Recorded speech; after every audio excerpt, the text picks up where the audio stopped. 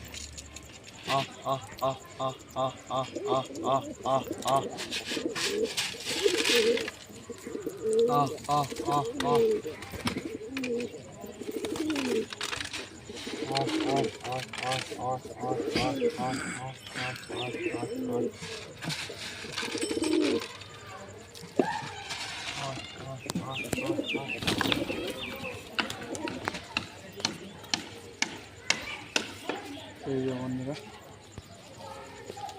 কালা সবুজ পায়রা। এদিকে দুটো বিট পর কাটা, নিজে নিজেই পর হচ্ছিল। এইদিকেও দুটো বিট পর কাটা।